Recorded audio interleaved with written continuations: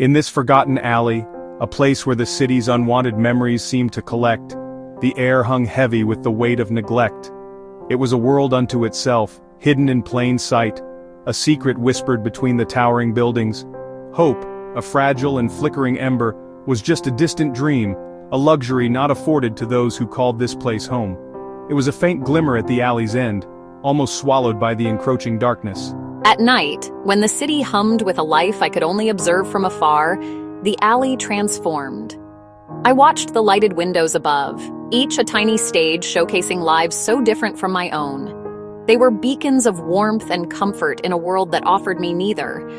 I found myself longing for warmth and safety, for the simple comfort of belonging. The scenes playing out behind those panes of glass were a constant reminder of what I lacked. I spent countless hours wondering why my life was so different, why I was relegated to the shadows while others basked in the light. Was it simply chance, or was there some deeper reason for my solitude? I yearned for a gentle hand, a kind touch that would chase away the fear and loneliness that clung to me like the alley's grime. I dreamed of a soft bed, a place to rest my weary bones without the constant threat of danger lurking nearby. I wanted a place where I didn't have to be afraid, a sanctuary where I could finally let down my guard and simply be. His days were a cycle of survival, a relentless pursuit of the basic necessities that most took for granted. Each sunrise brought a new set of challenges, a new struggle to endure. He was intimately familiar with which dumpsters offered the most promising scraps, the discarded remnants of someone else's meal becoming his lifeline. He knew precisely when to hide from the noisy truck, its crushing wheels a constant threat to his fragile existence. The rumble of its engine was a signal to disappear, to become one with the shadows. He meticulously mapped the alley's dangers, every nook and cranny, every potential threat. He knew to avoid the fat tomcat, a bully who ruled the alley with an iron paw and a menacing growl. He learned to tolerate the skittish rats, sharing the scraps and navigating their frantic scurrying with practiced ease. But the hardest thing to navigate was the constant loneliness, the gnawing emptiness that echoed in the silence of the night. I was a slip of a cat, mostly bones and fluff, a testament to the harsh realities of life on the streets. My ginger fur was matted and streaked with grime, a permanent record of my struggles and hardships. My ears were notched from old fights, each a painful reminder of battles fought and territories defended. One eye, still bright and green, remained ever wary, constantly scanning for danger. The other, clouded from sickness, was a constant source of irritation and a symbol of my vulnerability. I had no name, no home, no identity beyond the stray cat eking out a meager existence in the alley. I was just a ghost in the shadows, a fleeting presence barely noticed by the world outside. I was learning to be invisible and quiet, to blend into the background and avoid attracting unwanted attention. Survival depended on it. The alley was a narrow crack between two buildings, a forgotten passage where the sun rarely dared to venture. Sunlight rarely touched the damp cobblestones, leaving them perpetually slick and cold beneath his paws. Forgotten things gathered here, lost and broken remnants of lives lived elsewhere. There was a broken chair, its legs splayed at unnatural angles, a silent testament to a life interrupted. Scattered old newspapers, their headlines faded and irrelevant, whispered stories of a world that no longer cared. And permeating everything was the thick smell of garbage and damp earth, a pungent reminder of the alley's true nature. He couldn't imagine a bridge between their world and his. He only knew to stay away, to remain unseen. In the alley of shadows, trust was a foreign word. I'd felt the sting of thrown rocks, learned to run at the sound of heavy footsteps. Their world and mine were divided by fear. I was a ghost in my own kingdom, always hiding, always hungry. The big tomcat guarded scraps with claws and hisses, dogs prowled, and people were the greatest threat. I learned to flatten myself into shadows, squeeze behind bricks, disappear under pallets. Summer turned the stones to fire. Winter brought a relentless, bone-deep cold. Water was scarce, food scarcer. The alley was his kingdom, ruled by fear and survival. Every day was a battle, car engines, barking dogs, and the need to vanish at the first sign of danger. Yet he kept searching, driven by an instinct as old as life itself. Each step was a gamble, each shadow a potential threat, but the gnawing emptiness in his belly pushed him onward. Because survival was all he knew, it was etched into his very being, a primal directive that overrode fear and exhaustion. The world narrowed to the immediate need: find food, survive another day. On those days, the hunger was sharper than fear. It was a relentless, gnawing pain that eclipsed all other sensations, a burning reminder of his precarious existence. The alley felt endless, a labyrinth of shadows and forgotten things, and hope felt impossible. A distant memory, a luxury he couldn't afford. Each sunrise brought the same daunting task: to find enough to survive. He roamed the alley, searching for any scent of food, a faint whiff of discarded scraps, anything to quell the insistent pangs of hunger. His nose twitched, sifting through the miasma of smells, desperately seeking a sign. Hope dwindling with each empty pass, each overturned can, each fruitless investigation chipped away at his resolve, leaving him weaker, more vulnerable. Weakness crept in. The world faded at the edges, blurring the harsh realities of his existence, and despair grew colder than the winter wind. It seeped into his bones, a chilling reminder of his isolation and vulnerability.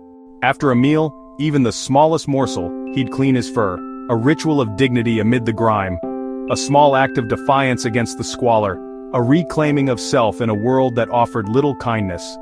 But many days brought only disappointment, a stark reminder of the precariousness of his existence. Empty bins, vigilant rivals, and the ache of hunger.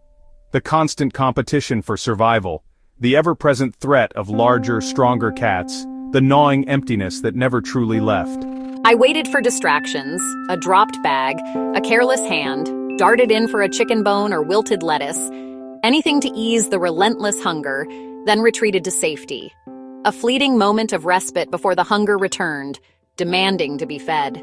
Some days, a half-eaten sandwich or yogurt container was a victory, a temporary reprieve from the constant struggle.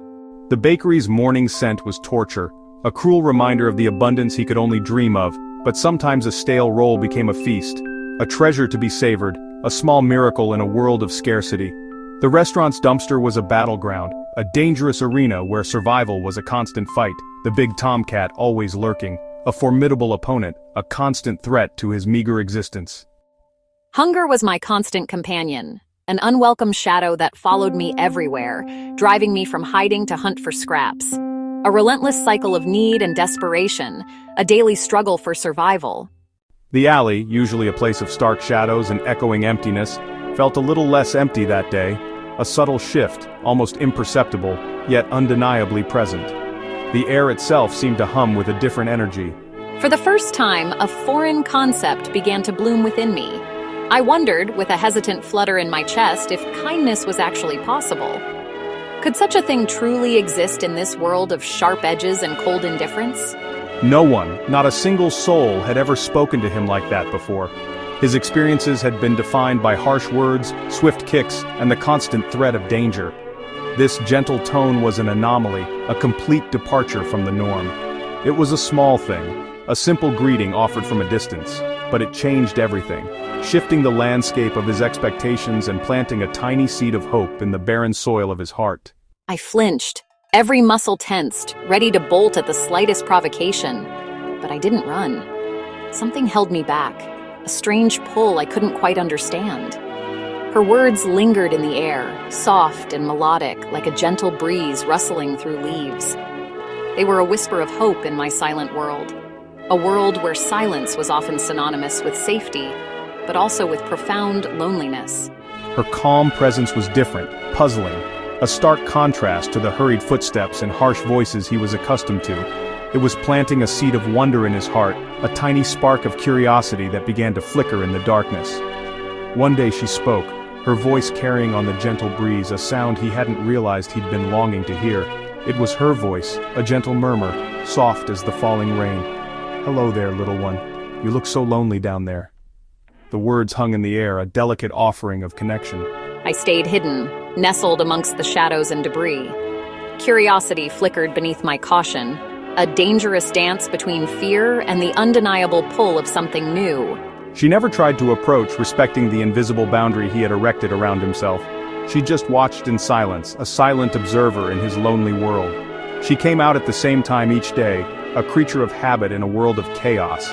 She was becoming part of the alley's rhythm, a predictable element in an otherwise unpredictable existence.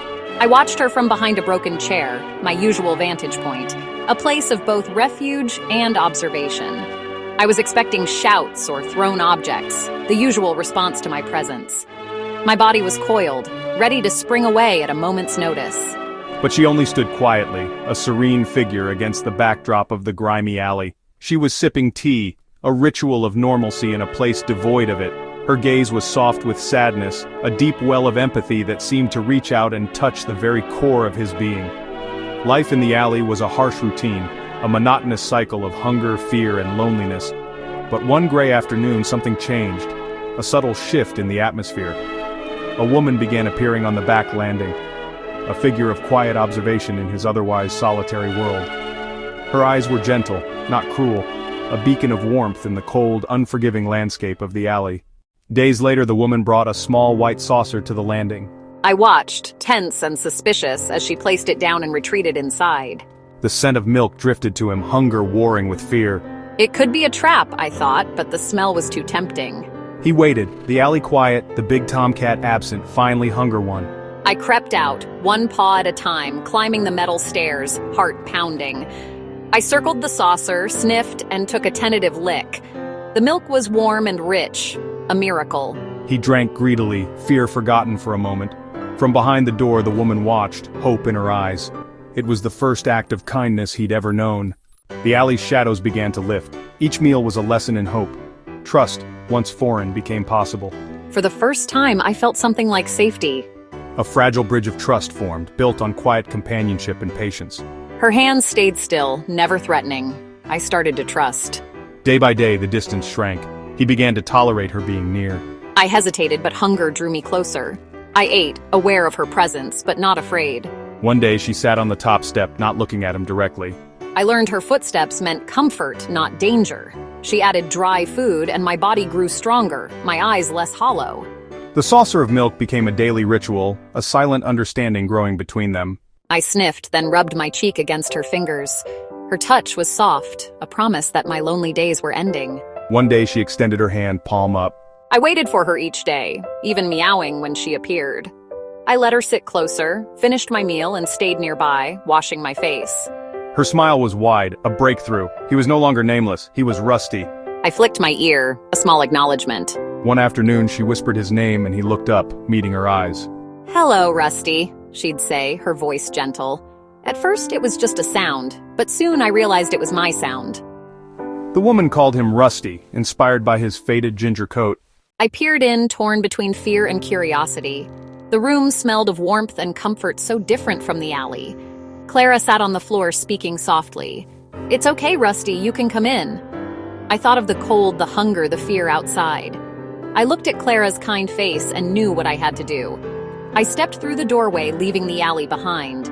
The rug was soft beneath my paws, the room was safe. Clara let me explore at my own pace. I had crossed into a new life. The door to the alley was open, but I knew I'd never go back.